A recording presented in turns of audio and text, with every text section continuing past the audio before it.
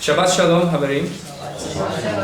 Bueno, vamos a dirigirnos, estamos ubicados en el capítulo 2 de Apocalipsis y hoy vamos a continuar porque hay un texto importante que recordar aquí en relación a lo que fue el primer mensaje a la congregación de Éfeso, o a la asamblea.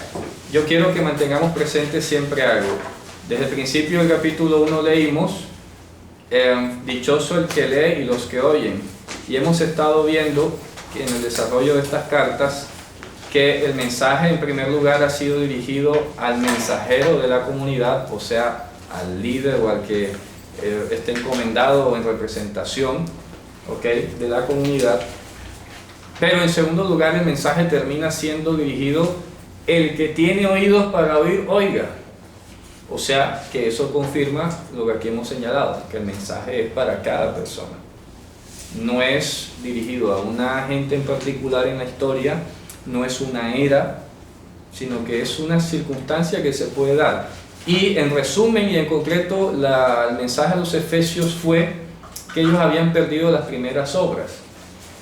Se habían olvidado prácticamente de estudiar Torah, se habían desposeído o despojado del instrumento que les permitía a ellos distinguir quién era un falso profeta y quién no. Eso está claro, ¿cierto? Bien, ahora nos vamos a dar cuenta en este segundo mensaje que está ocurriendo algo técnicamente opuesto. Vamos a leerlo.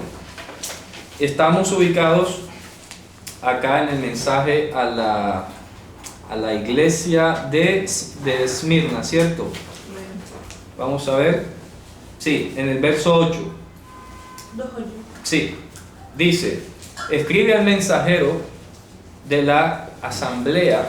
Voy a usar en lo posible el término asamblea para que no digan ni iglesia, ni sinagoga, ni nada, asamblea.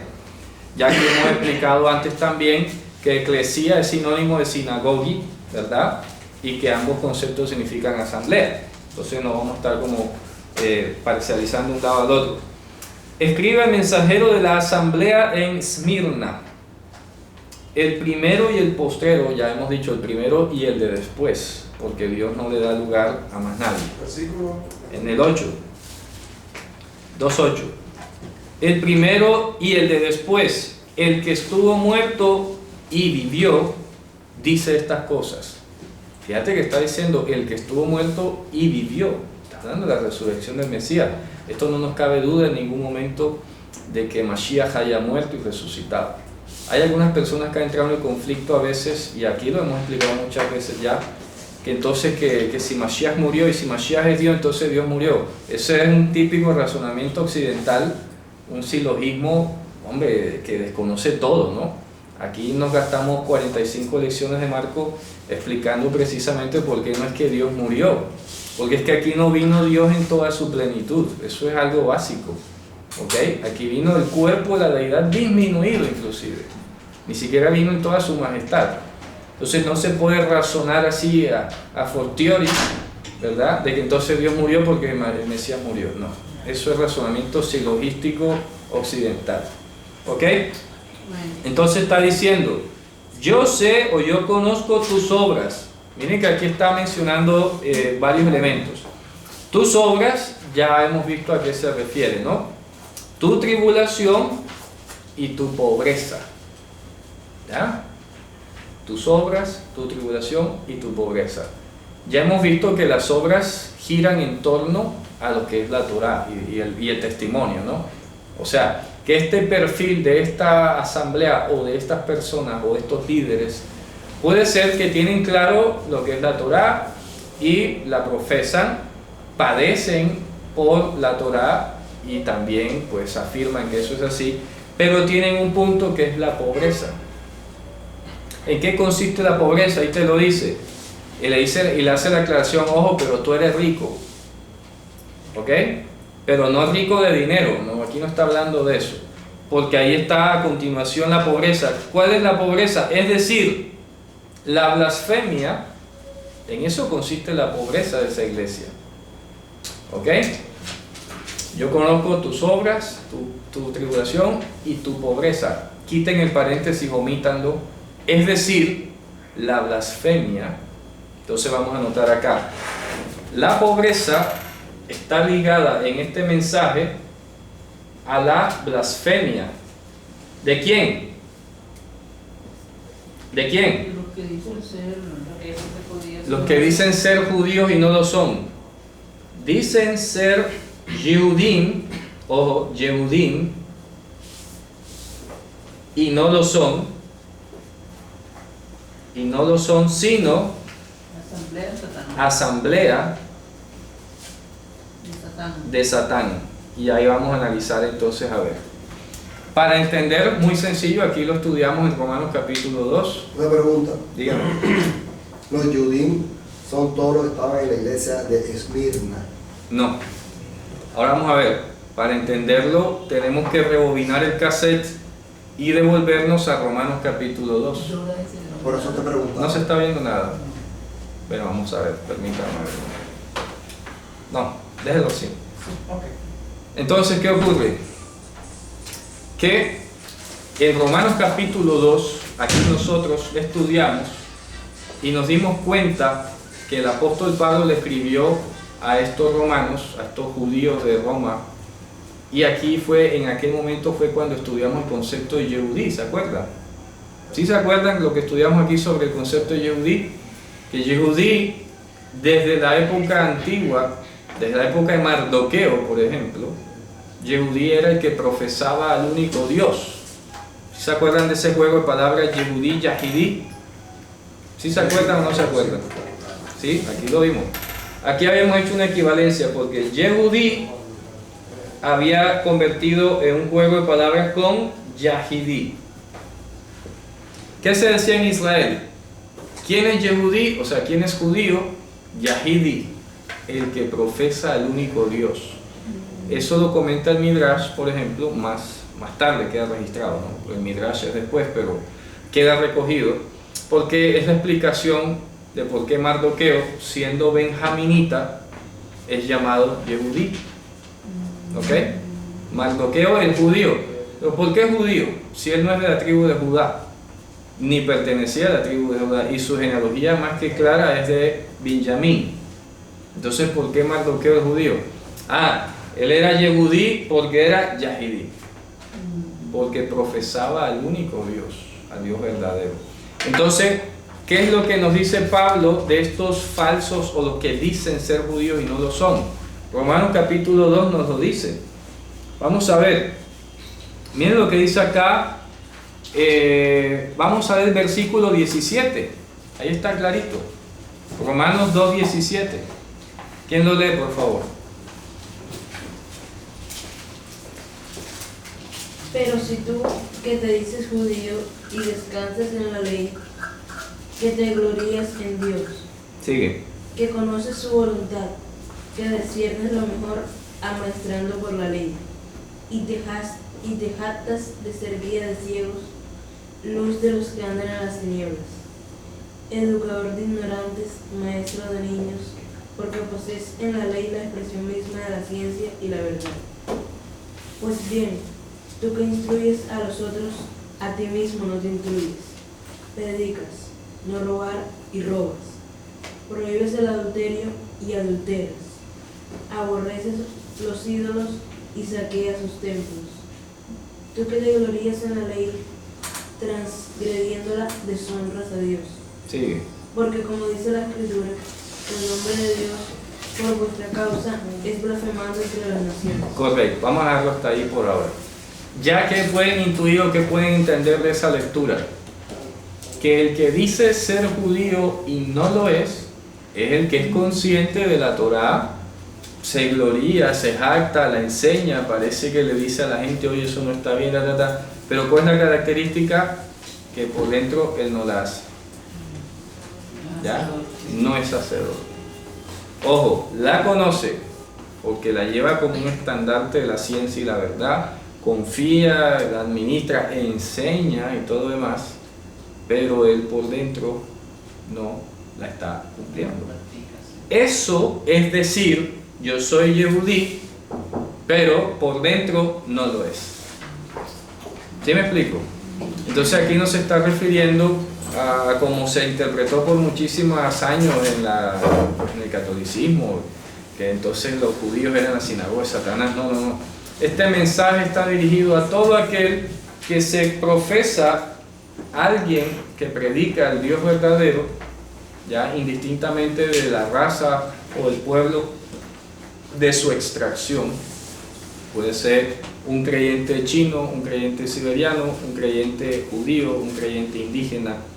Cualquiera que se proclame ser un yahidi, o sea, un judío, es decir, alguien que profesa al Dios verdadero, pero por dentro no practica lo que enseña, o además de no practicarlo, hace lo contrario a lo que enseña, porque vaya, una cosa es que yo enseñe y yo me quede quieto y no haga por lo menos las cosas que yo diga que se tengan que hacer, pero añádale de que violo lo que yo digo que está prohibido. ¿Me explico? Eso es una demanda que Dios le está diciendo. Esa es la pobreza. Puedes considerarte decir, no, yo soy pobre, ¿verdad? Yo soy rico, ¿verdad? Porque Dios le está diciendo, oh, tú estás diciendo que eres rico. Yo sé que tú eres rico. Eso es lo que tú dices. Pero yo lo que conozco es que tú eres pobre. ¿Por qué? Porque tienes una blasfemia. ¿Ok? Una blasfemia. De que proclama ser judío, tienes allí gente que proclama ser judía y no lo es. ¿Sí se dan cuenta? ¿Cómo es la única razón de que alguien pueda decir que es judío y no lo sea? No es haciéndole un examen de ADN. ¿Me explico? O el ritual. Se trata de qué significa, qué implica ser judío, ¿ok? Y evaluar si eso lo está poniendo en práctica. Entonces fíjense que ya ha cambiado un poco el matiz entre el primer mensaje y este, porque en el primer mensaje en Éfesos los líderes allá habían perdido la Torá de la vista. Acá los líderes tienen Torá, la enseñan, dice que está prohibida, pero ellos por dentro no la practican. ¿Sí ven? Entonces va Dios, el mensaje de Yehoshua va articulándose a cada circunstancia. Y eso lo tenemos hoy. Yo se lo dije la semana pasada, ¿no? Me he sorprendido, nunca hubiera imaginado yo escuchar noticias como que salió en libertad después de haber pagado condena rabino acusado por violencia sexual. Oye, sale condenado rabino por pedofilia, condenado rabino por tráfico de influencias y estafa, ¿ya? Y así. Y aquí hemos conocido, o sea, en el medio hemos conocido muchos de estos que dicen ser judíos, se dejan la barba, se ponen un sombrero, algunos van más allá, se ponen guedeja, pero cobran, estafan, engañan, hacen conversiones falsas. Y aquí hemos visto muchísimo. Gente que ha sido asaltada en su buena fe, ¿ok? Porque se presentan como rabinos. Claro, el señor del restaurante, que bien nos recordamos acá.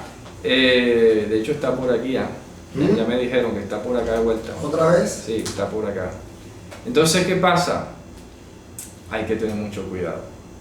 ¿Qué ocurrió? Yo decía a alguien esta tarde, ¿no? En internet ha sido un arma de doble filo. Y yo por eso insto a todos los hermanos que nos escuchan, que nos ven y todo lo demás, que antes de ir a leer cualquier cosa y de escuchar a nadie, tienes que conocer la escritura, hermano. Léala, téngala en la cabeza. Puede ser que haya un verso mal traducido, eso se va aclarando después, eso se va ajustando después. Pero no es posible que yo diga, no, el evangelio es como cristiano, lo voy a cerrar y voy a leer acá el libro de Enoch. No puede ser. Es mejor leer el evangelio, aunque hayan pasajes difíciles, ¿ok? Puede que hayan pasajes difíciles. Aquí lo hemos enfrentado, ¿cierto? Y nos hemos desgastado y nos hemos extendido explicando un versículo difícil y todo lo demás. Pero aquí nunca hemos... Hoy vamos a estudiar el libro del documento de Damasco. ¿Me explico? Hombre, eso sucederá ya bastante lejos, ¿no? Cuando ya no haya más nada que la mera de la escritura. Sí. ¿Me explico? Pero aquí hay demasiado todavía. Y miren, estamos apenas en Apocalipsis capítulo 2. Entonces, quiero dejar claro que sí tenemos una referencia bíblica objetiva que nos permite establecer quién es que alguien que diga ser judío y no lo es. ¿Ok? El apóstol Pablo en Romanos capítulo 2 termina diciendo, oye, la circuncisión en última no es la de la carne, porque cualquiera se circuncida, eso es una cirugía que aquí vale 350.000 pesos, 400.000, y ya, y eso te va a hacer judío. No, es el ritual delante de 10 testigos que niegues al Mesías, eso te va a hacer judío. Delante de Dios no es, porque Yehudí, como lo dice Pablo allí, es el que lo es en lo interior, el que lo es inclusive en oculto. Ojo, en oculto. Porque una cosa es que tú exhibas, como lo está diciendo acá, que todo el mundo te ve, y otra cosa es lo que eres internamente, ¿cierto?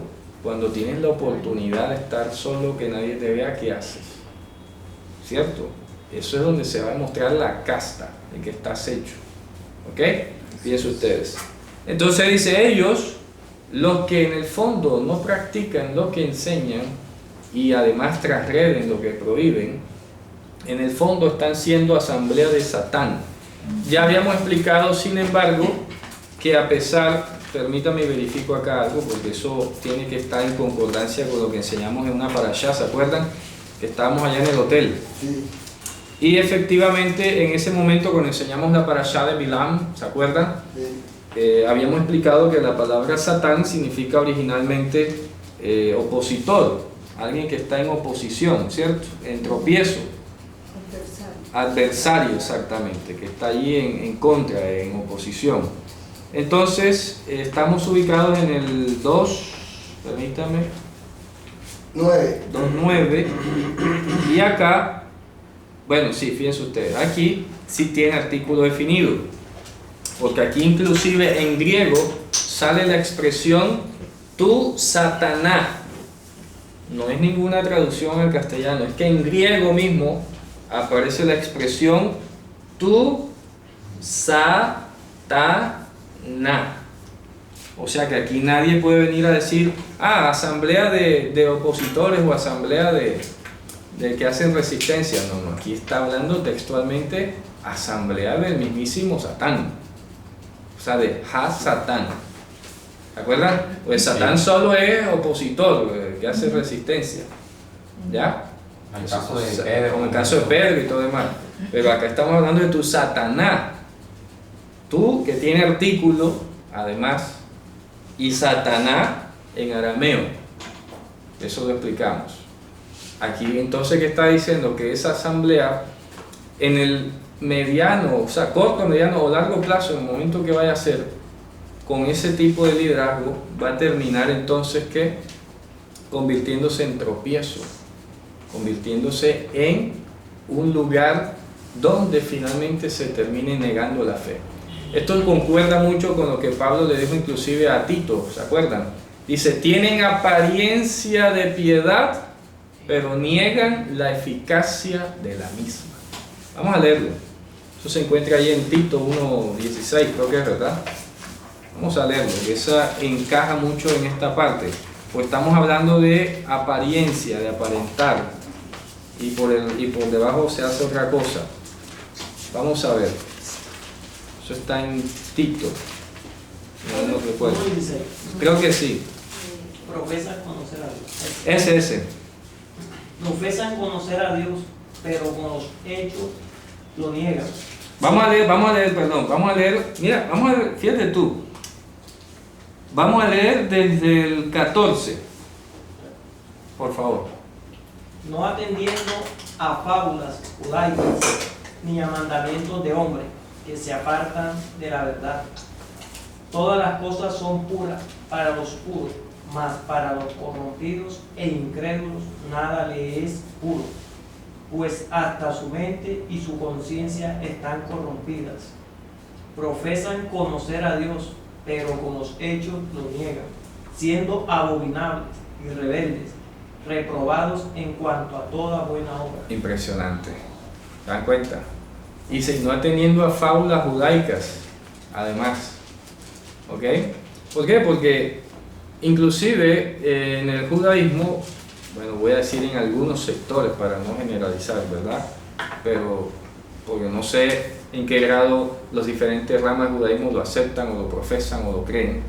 Pero hay muchas historias de Haggadah, hay muchas historias de Midrash que lo que hacen es en cierto modo hasta justificar algunas conductas equivocadas, desacertadas de los patriarcas o de los personajes bíblicos. Por ejemplo. Claro, por ejemplo, el caso de David con Betsabé, le aminoran un poquito la culpa a David, porque entonces que dicen que fue que el diablo que se volvió un pájaro rompió la tienda y le mostró a Betsabé desnuda, pero que David no había querido nunca verla así. ¿Ya? ¿Me explico? Son historias que se hacen de esa manera, ¿no? Entonces, y así se van a buscar justificaciones. Por ejemplo, dicen que Aarón, ¿no? que no hizo nada, ¿no? Que él nada más quitó el oro, pero él tiró el oro y salió. Y que lo que hicieron pecar fueron los gentiles, que ningún israelita había pecado ahí, sino que eso fue un pecado de los gentiles, que estaban ahí mezclados. Entonces, esas historias y esas fábulas siempre tienden como a maquillar la verdad o a reformarla de alguna manera, pero también en ese maquillaje terminan, repito, a veces justificando malos actos o malas acciones o malas decisiones. ¿Ok? Entonces dice, no atendiendo a fábulas judaicas, ¿ok? Y a mandamientos de hombre, ¿ok? Que se apartan de la verdad. Y eso le compartí hoy con el hermano Cristian, porque ese pasaje de Efesios 2:15, 2:17, donde dice, Fundamental. como que Cristo abolió la ley de los mandamientos expresada en ordenanza. No, un momento, ahí no dice eso. ¿Lo podemos leer? Claro, léalo. Ese es fundamental porque Claro. ese es el caballito de batalla. Entonces, según esa traducción, apague y vámonos porque se acabó la ley. Resulta que así no dice, ¿no? Lo voy a leer. 2:17. Efesios 2:15. 2:15. Aboliendo en su carne las enemistades, la ley de los mandamientos expresados en ordenanzas, para crear en sí mismo de los dos un solo y nuevo hombre, haciendo la paz. Bueno, entonces en griego dice la ley de los mandamientos. Preste mucha atención que me acordé por eso, porque encaja con lo de acá. En dogmas. ¿Ok? En dogmas abolió. La ley de los mandamientos en dogmas abolió. Ojo. Entonces la palabra fundamental o clara aquí es dogmas. Claro. ¿Ok? Y es lo que estamos leyendo acá. No siguiendo a fábulas judaicas ni a mandamientos de hombres que se apartan de la verdad.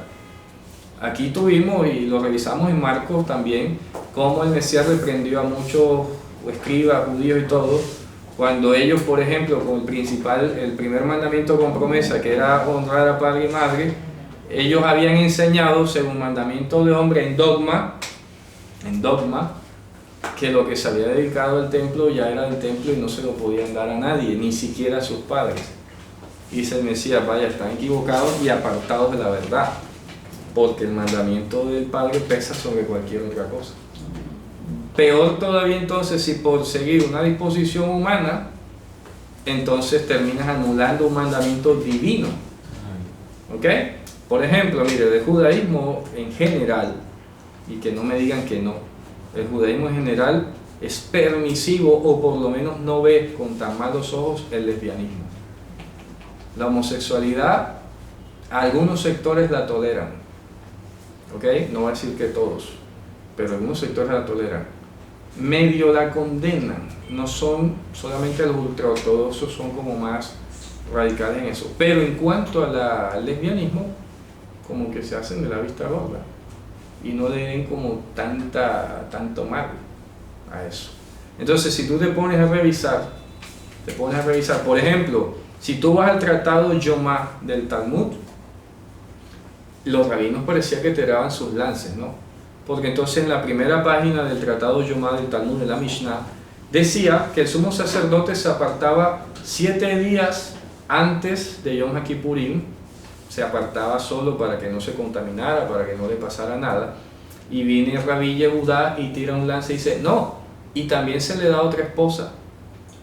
Ya. Sí, porque va a ser expiación por él y por su casa, pero su casa es su esposa, pero para que no se contamine, entonces le dan otra esposa. Y entonces le protestaron, no, si eso fuera así, entonces nunca terminaría de decirse quién es su esposa. Entonces, porque igual la que le dan también se puede contaminar. Pero tiraban como, por ejemplo, en otro tratado del Talmud dice que un rey podía tener hasta 18 esposas.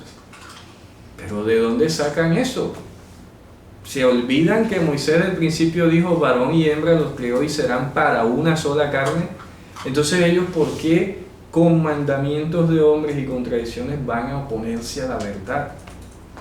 ¿Por qué van a ser tan permisivos en eso? Es decir, que la mala conducta de aquellos patriarcas, ya me entiendes, Sí. la justificaron.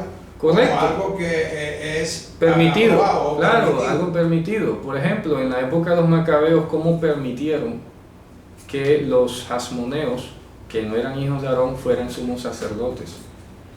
¿Ok? Y eso se quedó así porque de pronto convenía en el momento, no sabemos.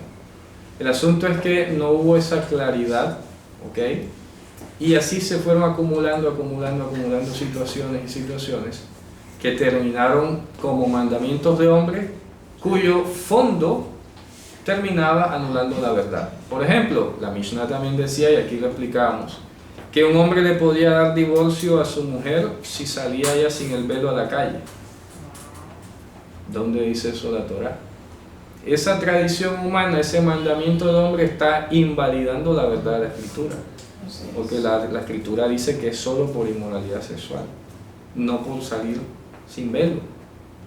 ¿Ya? Y usted va al tratado Gitín, que es donde están los documentos de divorcio, las causales, y en el tratado Gitín te dice todas las causales que había. Si ella habla muy alto, si prepara mal, o si a él le gusta otra más bonita, por esas razones se puede divorciar. Eso es imposible. Entonces el Evangelio es poder de Dios, es la revelación, y dice no, eso no es así. ¿Ya? Por ejemplo, ahora en ocasión del día de hoy, de Yom Kippurim, la tradición judía dice que no te laves, que no te bañes, que no te cambies, que mejor dicho, pongas el rostro ya como llevado, ¿no? Y resulta que nuestro Señor dijo, nadie se tiene que enterar que estás ayunando, lávate la cara, ¿ok? Y no le muestres a los hombres que ayunas. Eso lo hacen aquellos, no sé, Cambie su rostro. sí, como para impresionar. ¿Será que lo hará? No, dice, de cierto ya recibieron su recompensa. Ah, eso es lo que quería, que te alabaran porque eres muy piadoso, muy piadoso, muy abstemio o lo que sea, ¿no? Ya recibió su recompensa, eso es lo que quería, que lo halagaran. Pero tu Dios, tu Padre que ve en lo secreto, te va a recompensar en público. Entonces tú cuando ayunes, lávate la cara, disponte normal, ¿ok? Por eso a veces yo también aprovecho y le digo acá a los hermanos que nos ven, que por eso inclusive yo tampoco he procurado como transmitir todo el servicio en vivo, porque no sé, personalmente para mí la oración es algo muy privado y la espiritualidad es algo muy privado. Entonces, no sé, a veces por años se pensó como ministrar a través de la pantalla, me explico, o a través de la radio. No sé, yo siento cuando el Mesías nos ordenó orar en lo secreto, es orar en lo secreto. Entonces yo no sirvo, o sea, no sé, no me da todavía, no sirvo para aquí yo cerrar los ojos y ponerme a orar. No sé, eso para mí es muy privado, ¿ok? Eso para mí es muy privado, yo no me siento capaz de hacerlo, como de ponerme a orar y a predicar y a decir cosas así, a menos que Dios, el día que yo lo haga es porque Dios me lo ha mandado, pero no porque yo de vocación lo vaya a hacer, ¿ya? Si aquí algún día me ven cerrar los ojos y doy una palabra o algo, ese día tengo que estar, mejor dicho, totalmente ordenado por Dios a hacerlo. Pero yo no lo hago así de costumbre, porque no sé, no me ha parecido nunca, ¿ya? Entonces por esa razón solamente transmitimos cuando estamos enseñando, ¿ya? No transmitimos ni la alabanza ni las oraciones que hacemos acá, porque bueno, eso es aparte, eso no es como para estarlo mostrando. Bien, entonces vamos a seguir acá. Ha quedado claro por 2 capítulos, por Romanos y por Tito, quién es alguien que dice ser judío y no lo es. ¿Está claro? Bien, vamos a regresar a Apocalipsis. Entonces, ¿de qué manera abolió No. en su carne, dice? Claro, en su carne? claro. ¿Por qué? ¿Qué Porque tiene que ver eso con su carne? sencillo, porque es el sacrificio del Mesías el que genera automáticamente el derramamiento de Ruach HaKodesh. ¿Ok?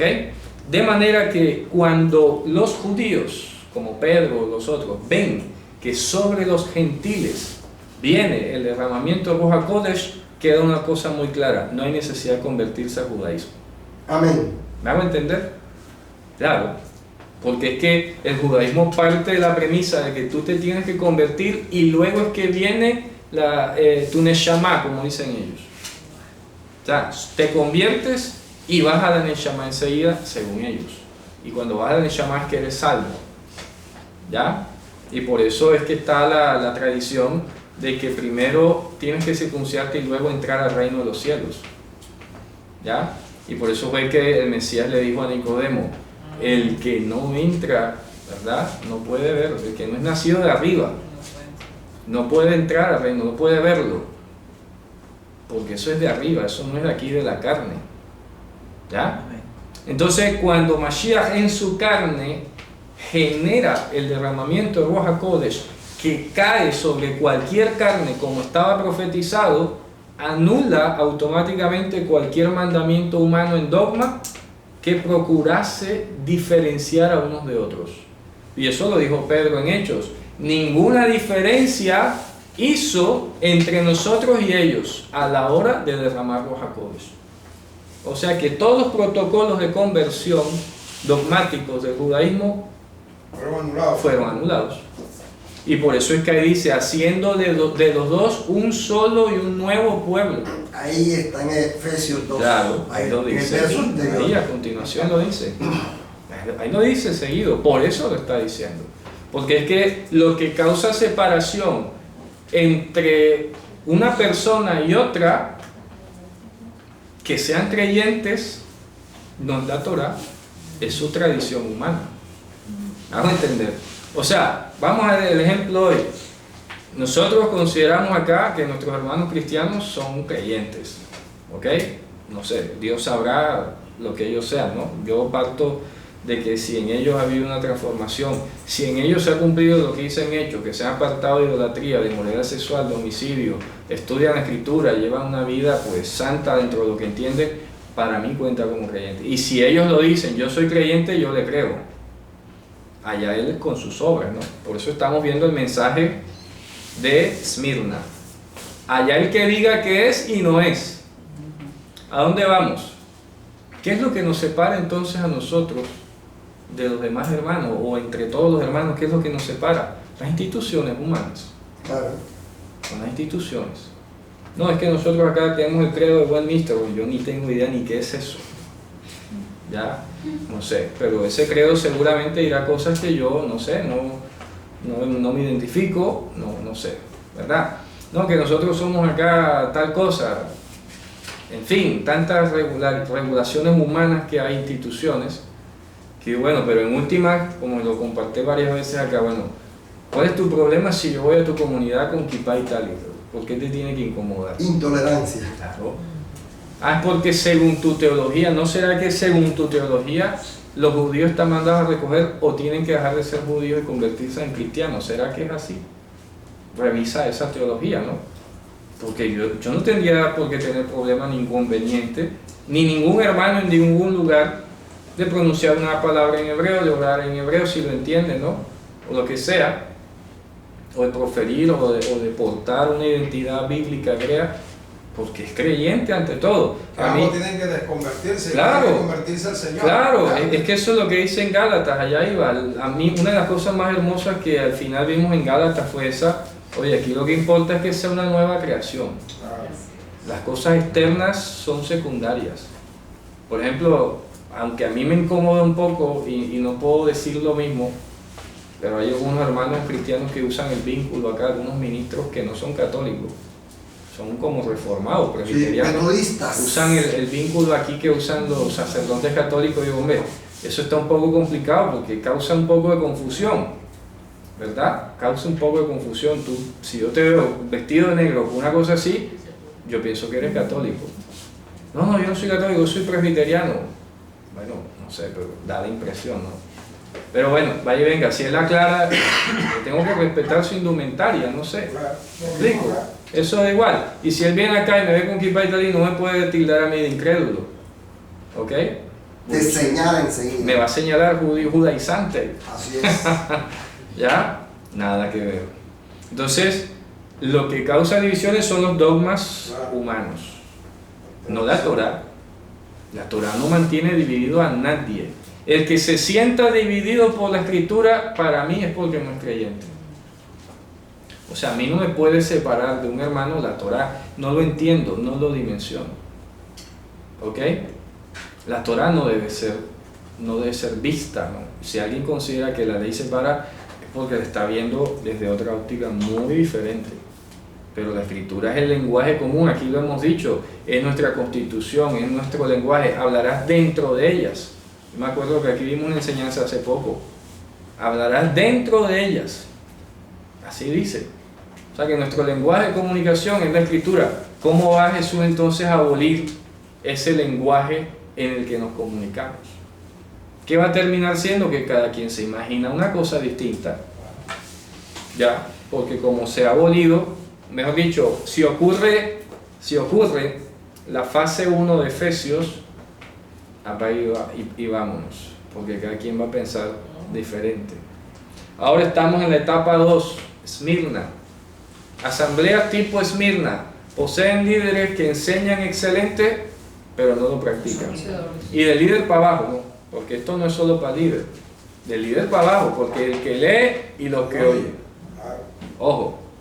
¿Qué dice entonces? Dice el 10, no tengas ningún miedo de las cosas que has de padecer. Aquí el diablo ha de enviar a algunos de vosotros a la cárcel para que seáis probados, o sea, pasar por experiencia, porque no es lo mismo probado que tentado, eso hay que distinguirlo. Y tendréis tribulación de 10 días. Sé fiel hasta la muerte y yo te daré la corona de la vida. El que tiene oído, oiga lo que el Espíritu dice a las asambleas. El que venciere no recibirá daño de la muerte segunda. Vamos a tenerlos allí. Aquí hay varios aspectos a analizar. Primero, cuando dice, le está diciendo a los creyentes, a los firmes de allí, a los que hacen y practican, ojo, ese mensaje que dice ahí no es para los falsos judíos. ¿Ok? Le está diciendo a los verdaderos creyentes, a los judíos de verdad, a los que son unos auténticos creyentes practicantes, les dice, no tengas ningún temor. Si tú eres un buen líder y haces lo que practicas, no tengas miedo. ¿Por qué dice no tengas miedo? Hombre, lo más seguro es que te vas a ganar enemistades. Lo más seguro es que vas a recibir oposición. ¿De quién mayormente? De esos que dicen y no practican. Sobre todo de esos. ¿Ok? Cuando tú eres un baluarte completo, cuando tú eres una pieza completa, las personas que son falsas o que no ponen en práctica lo que dicen, terminan chocando de una manera casi que inconsciente. Y se los digo por experiencia. Tengo mucha experiencia en eso. Yo a veces me ganaba unas enemistades extrañas. Y decía, pero ¿qué está pasando aquí? ¿Me explico? Personas que aquí varios hermanos conocen cómo es la situación. Y se volvían como adversarios. Y decía, pero ¿qué pasa? No entiendo. Pasó en los años y hoy se ha demostrado quién era quién. ¿Me explico? Entonces es allí donde viene ese tema. Y por eso dice, ¿verdad? No temas lo que va a padecer, ¿cierto? He aquí el diablo, ¿ok? Fíjense que diablo es en griego y Satanás es en arameo. Eso lo explicamos acá también, ¿cierto? Entonces dice, o diabolos, es como se dice en griego. La palabra griega diabolos tiene que ver con el verbo que significa destruir en esa lengua. Es distinto lo que significa diablo en griego que Satanás en arameo. Sin embargo, está diciendo que el diablo, ¿verdad? El enemigo, el adversario, ha de enviar a algunos de vosotros a la cárcel. Ojo, a la cárcel. Todo el mundo, de hecho, el que estaba preso aquí era el mismo escritor. ¿Sí o no? Ya había uno. Ya había uno, pues dice, yo soy copartícipe. Yo, Juan, vuestro hermano, estaba preso aquí. Ojo, preso, ¿por qué cosa? Por la palabra de Dios y el testimonio de Yehoshua Mashiach. O sea que por esa razón es que tú vas a ir preso. Por eso Pedro en su segunda carta también le dice su exhortación a los hermanos. Dice, oye, si tú padeces en la cárcel por ladrón, por asesino, por lo que sea, no estás padeciendo de balde. Pero si alguno padece como cristianos, ahí ponen cristiano, pero en griego sería buenhechor o bienhechor. ¿Ok? Si alguno padece como bienhechor, ¿ok? Entonces está padeciendo como debe ser. Vamos a leerlo. Miren que todo se está relacionando con los mensajes que están escritos aquí en el Evangelio. Miren lo que dice, eso está en, vamos a ver, creo que está en primera, ¿no? Dice, si alguno padece como cristianos. El capítulo, creo que es la primera carta, capítulo 4. Vamos a ver. Sí, es el 4. Vamos a leer desde el 12. Mira lo que dice el 12 hermoso. Primero Pedro 4:12. ¿Qué dice? Queridos, no os extrañéis del fuego que ha prendido en medio de vosotros para probaros, como si os sucederá algo extraño, sino alegraos en medida en que participáis en los sufrimientos de Cristo, para que también os alegréis alborozados en la revelación de su gloria. Dichosos de vosotros si sois injuriados por el nombre de Cristo, pues el Espíritu de gloria, que es el Espíritu de Dios, reposa sobre vosotros. Que ninguno de vosotros tenga que sufrir ni por criminal, ni por ladrón, ni por malhechor, ni por entrometido. Sí. Pero si es por cristiano, que no se avergüenza, que glorifica a Dios, a Dios por llevar este nombre. Hasta ahí, perfecto. Entonces vemos que la razón bíblica válida para ir a la cárcel es porque eres un creyente, no por otra cosa. O sea, ninguno de nosotros puede dar razones. Tendrá que ser un juicio injusto, un escenario, oye, ya del enemigo. Por eso dice el enemigo. Y hay que tener mucho cuidado, porque los tentáculos enemigos son inimaginables. El enemigo, por ser tú un siervo del Señor, te tiende una trampa, te mete en el bolso, digamos, droga, por ejemplo. Perdiste. Y ahí te puede marcar la vida. Miren lo que le pasó a este hermano pastor de fundación, ¿se acuerdan? Oye, él en su buena fe llevaba a los niños y los traía todos los domingos a la iglesia. Ya, sus padres acordaron con él que fuera así, nadie dijo nada. Pasó la tragedia que pasó, le pusieron 40 y tantos años de prisión. Y a los asesinos de la guerrilla, libertad como si nada. Y con sueldo. ¿Ya? Y con sueldo y todo. Y eso que a él, como pastor, se le murió su propia hija ahí quemada y él no la pudo salvar. ¿Ya? Su propia hija la vio morir allí. ¿Qué más castigo que ese? ¿Qué más castigo que ese? Y sin embargo, vea todo el peso y la indignación. Ahí sí sacaron la coma y el punto y coma de cualquier norma habida y por haber para condenarlo. Y ahí sí lo ejecutaron enseguida. O sea, ahí no hubo dilaciones, ahí no hubo nada. Pero en últimas, ¿qué fue? Que el Estado era el primer responsable allí. Porque el Estado dejó de vigilar con su autoridad el tránsito en esa remota región del país. Que no existe autoridad. Que no existe, me explico, o sea, dejó de hacerlo.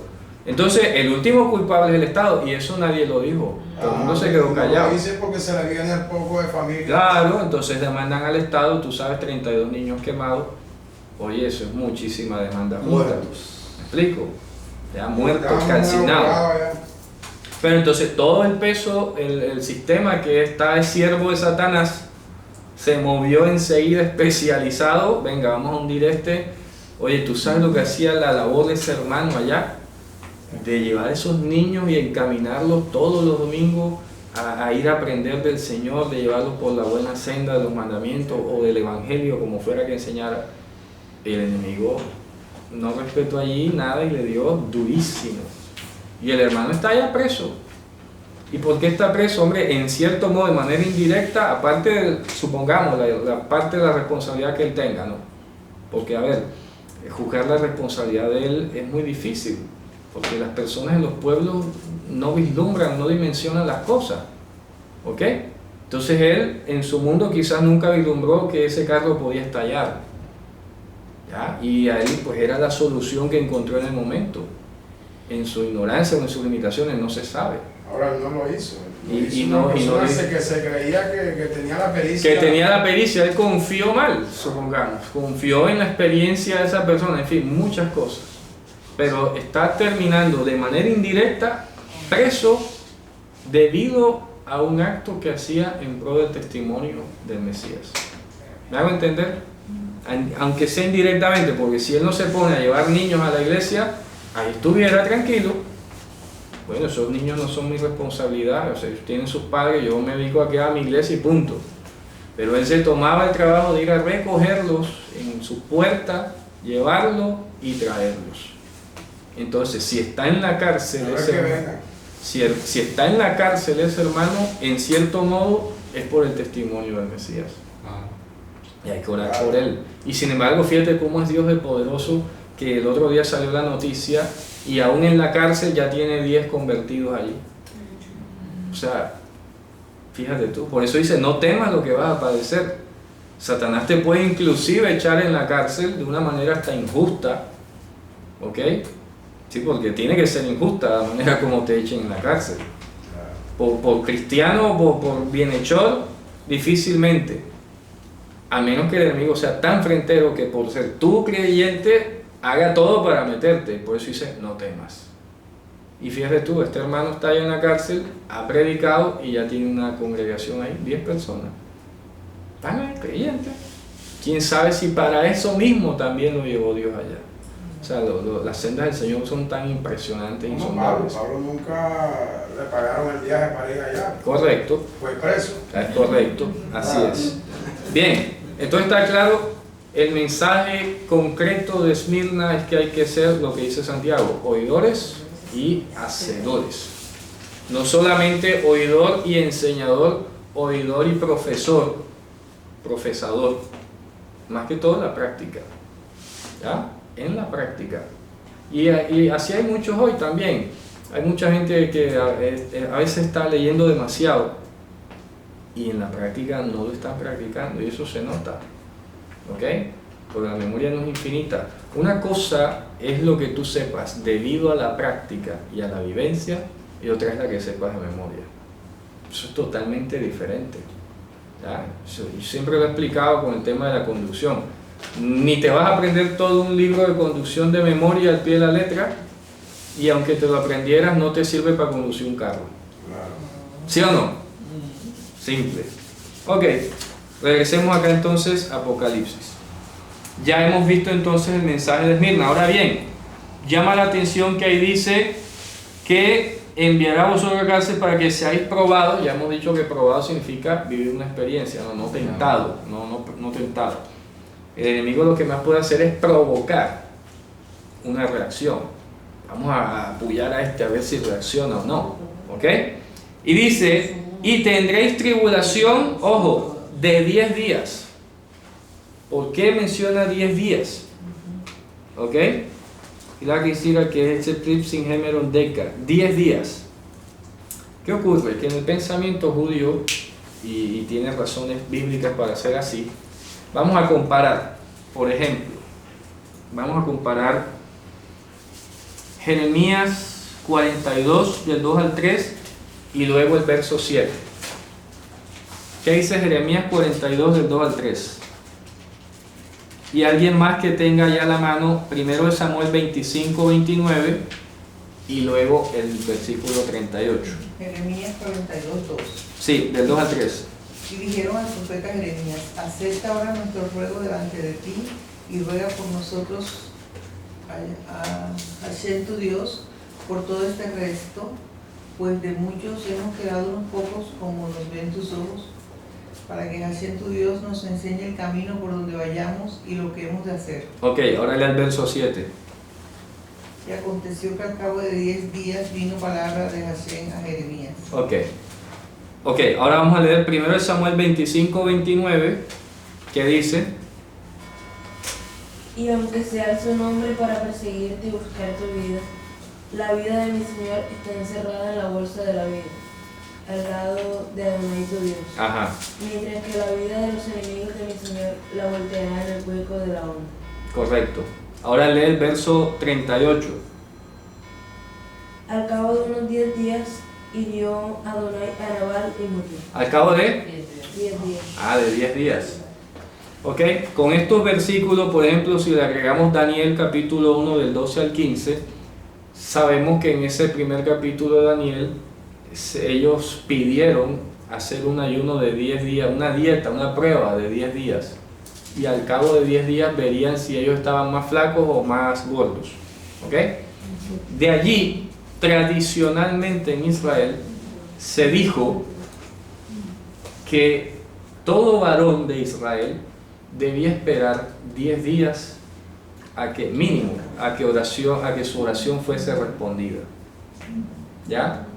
Normalmente, decían ellos, Dios, por la referencia de los profetas y todo, se había creado la expectativa de que una oración se respondía en 10 días. Entonces llama mucho la atención que acá dice: no temas que vas a recibir tribulación de 10 días, no más. ¿Ya? Evocando de que en tanto que tú estás en la tribulación o en la cárcel, en un periodo relativamente breve, pero fijo, Dios te iba a sacar. ¿Me hago entender? Por eso estoy diciendo, no tengas miedo.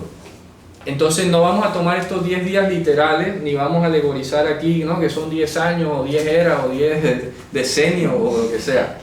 No, 10 días, ¿qué viene a ser? Un símbolo. Acuérdense que hemos dicho que el libro está basado en símbolos. 10 días viene a ser, presten mucha atención, símbolo de una oración respondida. Pero ahora viene la pregunta: ¿por qué es símbolo de una oración respondida la expresión 10 días? Porque solo la iniquidad es la que hace que no haya respuesta. Y eso concuerda con lo que estamos hablando. Es decir, que no lo iba a dejar todo el tiempo en la tribulación. Es correcto, y en la cárcel. es correcto. O en la situación Solo la secundaria. Solo la iniquidad impide la respuesta de una oración. El profeta Isaías lo dice en el capítulo 31. Pero nuestras iniquidades han creado una nube entre tú y nosotros, detrás de la cual te ocultas para no oír. ¿Alguien puede buscar ese pasaje allí rápidamente? Creo que está en el 31. Jeremías. Sí, Isaías. Isaías. Como Isaías 31 creo que es, o 29, no me acuerdo. Pero dice así textualmente: nuestras iniquidades han creado una nube, ¿verdad?, detrás de la cual tú te ocultas para no oír. Me gustaría mucho si la encontráramos para leerla. 31 o 29. Sí, está entre el 21, pero me suena más el 31. Quizás esté equivocado, pero sí sé que está así, sí figura así. ¿Sí la tenemos allí? ¿Sí la habían leído? El capítulo 31. No, el 31 debe Ese capítulo ser, es corto. debe ser como 29, quizás 39, no sé. Los que tengan allí dispositivos electrónicos, hagan una búsqueda en Google rapidito. En el 29 hablan de Ariel. ¿Cómo es el pasaje? Dice: una nube detrás de la cual te ocultas para no oír. Así está escrito. Vamos a ver.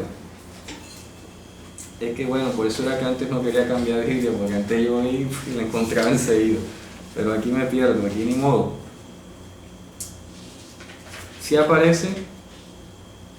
¿Alguien lo tiene? Bueno, si no lo encuentran, lo queda de tarea. Repite como dice. Así dice: una nube, dice, nuestras iniquidades han hecho una nube detrás de la cual te ocultas para no oír. Así lo dice, es que se me pasa el versículo: una nube detrás de la cual te ocultas para no oír. Es fundamental entenderlo, encontrar ese versículo, pero bueno, ustedes lo buscarán allá con calma. ¿Ya? Vamos a dejarlo allí porque no sé, si no lo encuentran, ni modo. Y es porque a veces se me vienen los versos a la mente, ¿no? No es que yo tenga planeado aquí lo que ya vaya a decir al pie de la letra. Yo tengo aquí unas referencias puntuales del texto, pero hay cuestiones que me vienen de momento, ¿no? Sé que está allí, pero no lo hallo.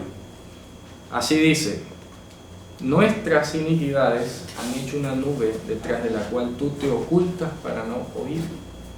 ¿Ya? Entonces, un periodo de 10 días, repito, no tiene que ser literal, no se tiene que alegorizar, ni que son 10 años ni nada. Es un símbolo. Toda oración de una persona piadosa que dice y hace, simbólicamente va a ser respondida. Va a ser respondida. No le voy a decir ahora que en 10 días le va a responder. No, pueda que sí, no, Dios lo sabrá. Pero no quiero que nos fijemos en la literalidad del texto, sino en lo que simboliza. En lo que simboliza.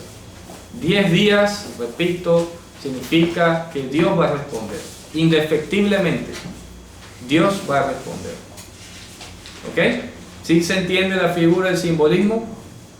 ¿Sí? ¿Está claro? Vale. Dice, tendrás tribulación 10 días, no más de 10 días. ¿Te das cuenta? No más de 10. ¿Por qué? Porque eso es símbolo de que Dios va a responder lo que sea que tú estés clamando. Y Dios no va a dejar de responder. ¿Por qué? No es por tu mérito, es por el fruto que Dios ha producido en ti. Es por lo que tú eres para Dios o le perteneces a Dios. ¿Ya? Pero ¿qué pasa? Fíjense ustedes, vamos a regresar a Apocalipsis. Vamos a regresar. Inclusive esa referencia sale en el Talmud de Babilonia. En la Mishnah, el tratado Ta'anit, capítulo 1, Mishnah 3, allí se asegura eso, de que si al cabo de 10 días una oración no era respondida, hay problemas, hay iniquidad en el pueblo. ¿Ya? Eso lo dice el Talmud de Babilonia. Bien, repito, no tienen que ser los 10 días exactos, pero Dios permita que sí, ¿no? El asunto es que al cabo de esa referencia, si una oración no era respondida, tienes iniquidad, tienes que ir a revisarte. Esto viene dentro de una discusión en el Talmud, porque las lluvias en Israel empiezan a caer en el día 17 del mes de Heshvan, o sea, ya ahorita el otro mes. Entonces, si el 17 de Heshvan no había lluvia, problema, signo de maldición. ¿Ya? Entonces la gente comenzaba a clamar por la lluvia, y hay oraciones de la lluvia, y ruegos de la lluvia y todo lo demás. Desde el día 7, por 10 días clamaban. Si en el día 10 no llovía, venga, hay problemas aquí. ¿Ya? Entonces esto tiene consonancia con lo que estamos estudiando acá hoy del mensaje de Esmirna. ¿Por qué? Porque no basta ser un oidor, sino ser un hacedor.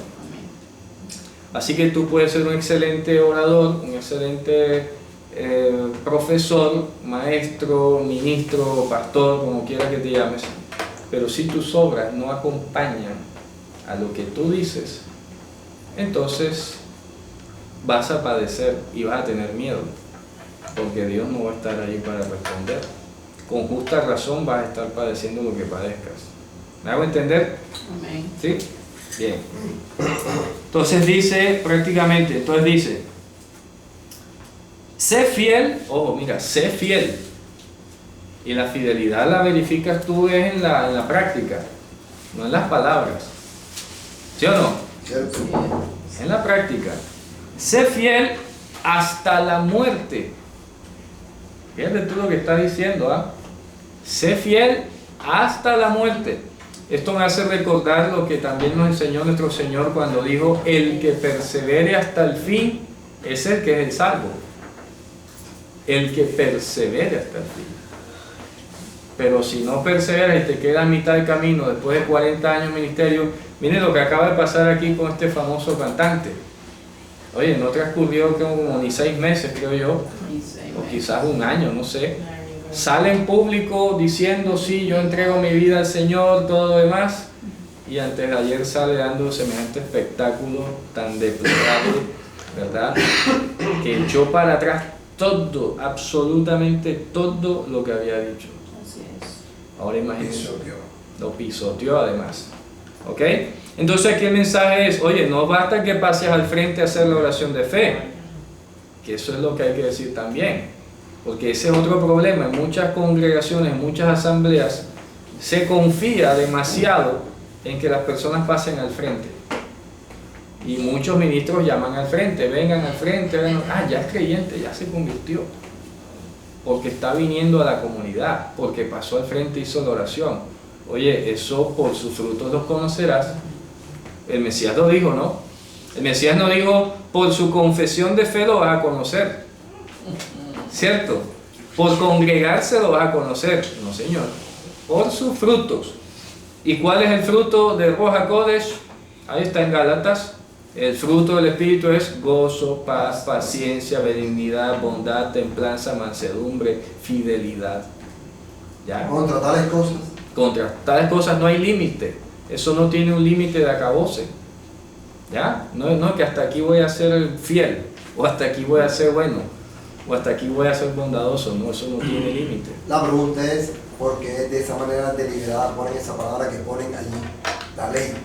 No, es que no, eso no tiene Es que sentido. uno lo ve que no tiene sentido. Que no Pero ¿cuál es el propósito del redactor del literato que coloca ese término? De pronto ley pondrá como norma, ¿no? Para eso no hay norma, me imagino. O sea, algo Sí, que en ese sentido. algo que lo regule. Nosotros es lo que pasa que apenas todo lo que le leemos ley, Enseguida pensamos que es la Torá. Ya, hombre, por favor. Sí, ley es norma como algo que regula, hombre, que nadie te está poniendo un límite. Nada más la palabra ley está se refiere a Torá. Claro, ahí se refiere a contrastarle cosas, no es regulación, es decir, el sentido de que son buenas y no hay límite para el bien.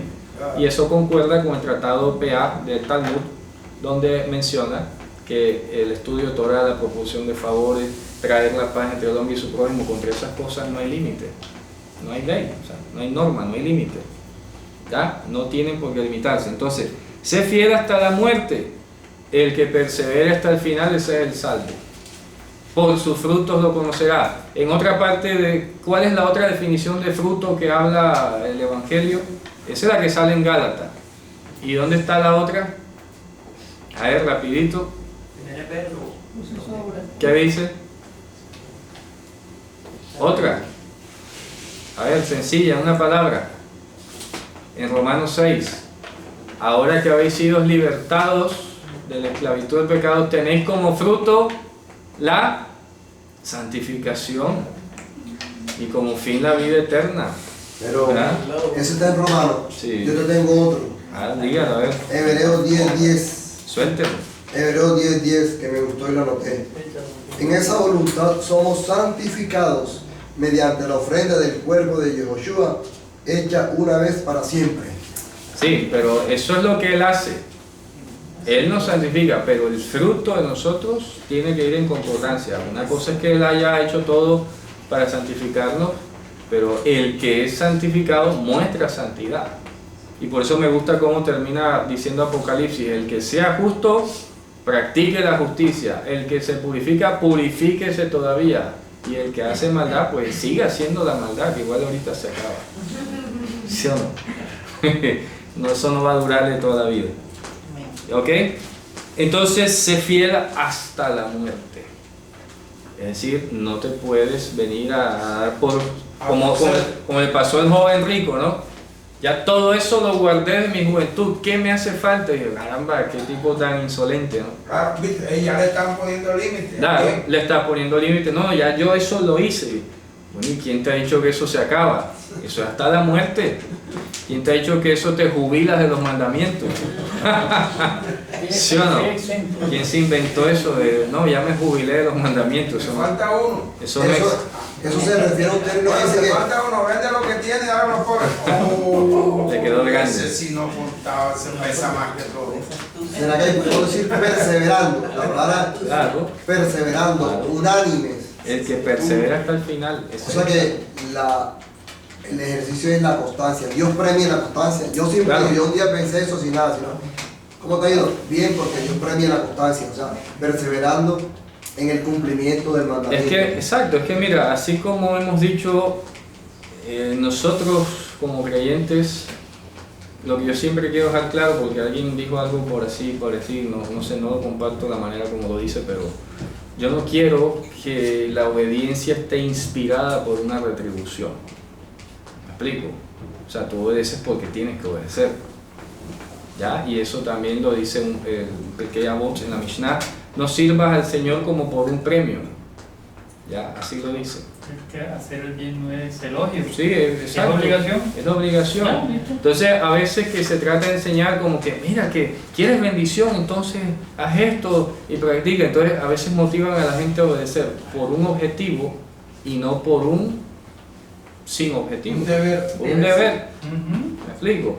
Tú tienes que aprender a obedecer, a ser santo, a practicar la justicia, a ser bueno, bienhechor, sin esperar recibir nada a cambio.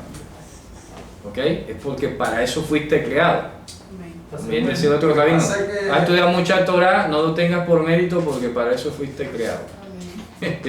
Simple, ¿no? Así es este mundo, se premia lo que... Sí, entonces, o sea, yo no sé si será alguna cosa mía, pero yo no ando pendiente que la bendición, no sé, yo me siento bendecido ya. Amén. Yo soy bendición, porque Dios le dijo a Abraham, tú serás bendición. Amén.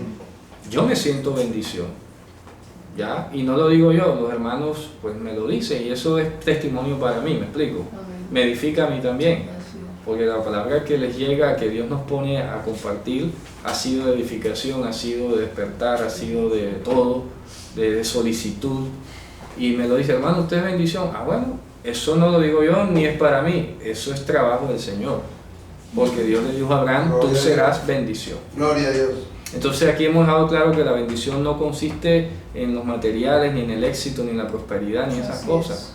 La bendición consiste, y lo repito para terminar, en ser mecanismo de injerción para que los olivos silvestres se injerten en el olivo natural. Eso está en Romanos, ¿cierto? Claro, Romanos 12. Romanos, sí. Eso es ser bendición. Dios le dijo a Abraham, tú serás bendición. Para todas las naciones. Claro, Dios no le dijo a Abraham, tú tendrás una bendición muy grande. Tú serás bendición. Hayitá brajá en hebreo, ¿cierto? Medita De hayitá brajá. de allí está. De hayitá brajá. Y tú serás bendición. Entonces, a ver, básicamente vamos a terminar con esto cuando dice, y yo, indistintamente o aparte, no porque sea un mérito, en cuanto a mí, yo te daré la corona de la vida. Fíjate tú. Y la corona de la vida equivale a comer del árbol de la vida que vimos en el mensaje anterior. ¿Te acuerdas? Porque el mensaje de la asamblea anterior dice, al que venciere yo le daré comer del árbol de la vida que está en el huerto de Dios, ¿verdad?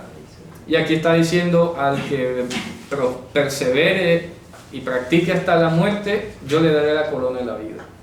La corona de la vida eterna. ¿Cierto? Simple, hermanos. Entonces vamos a dejarlo hasta allí hoy. ¿Ok? Porque así el 11 dice, el que tiene oído, oiga lo que Ruach dice a la asamblea. El que venciere no recibirá daño de la muerte segunda. Es que ahí está claro, ¿no? No recibirá daño de la muerte segunda. Acuérdense que al final Apocalipsis señala que la segunda muerte es para los que no van a estar en la vida eterna. Sencillo. Todos los que no se hallaron en el libro de la vida fueron excluidos y no. Esa es la segunda resurrección o la segunda muerte. Porque Dios va a resucitar a todos, ¿verdad? Unos lo van a heredar la vida eterna y otros van a ir a condenación perpetua. Entonces, esa es la segunda muerte. ¿Ok? Una pregunta. Dígame. Por eso en esta fiesta, cuando hacemos una reconciliación total, se dice que se ha inscrito en el libro de la vida. Sí, pero ya eso lo decía ahorita y lo he compartido con varios hermanos. Ya nosotros estamos inscritos, yo no sé, pero a ver, cada quien sabe en qué está, no sé. ¿Ok? Yo no puedo estar diciendo tú no estás o tú sí estás. Cada O quien más sabe. bien, ¿será que el mensaje debe ser que los gentiles se han inscrito? Exacto, hombre, que todos los que hemos predicado, que todos los que no conocen al Señor sean inscritos en el libro de la vida. Eso cobra un poco más de actualidad. Gemar Hatimatova. Diga, hermano. Los que no van a heredar la vida eterna, ellos no van a ir para el lago del fuego. Sí, pero precisamente no quiero tocar el tema del lado del fuego todavía, porque eso lo vamos a estudiar en su momento, porque luego nos alargaríamos bastante y nos adelantamos además. Pero sí les puedo anticipar que fuego quizás no sea fuego literal allí, porque estamos hablando de simbología, ¿ok? Y el libro es altamente simbólico y eso es algo que no podemos perder de vista. Y ojo, que no estamos alegorizando, estamos viendo símbolos, que es diferente, ¿ok? Así que bueno, porque sí, la alegoría es bastante, suena como muy subjetivo, ¿no? Pero aquí estamos viendo referencias concretas de cuestiones que son símbolos para unas realidades y otras distintas, ¿cierto? Así que bueno, Javelin, con esto terminamos. Shabbat Shalom.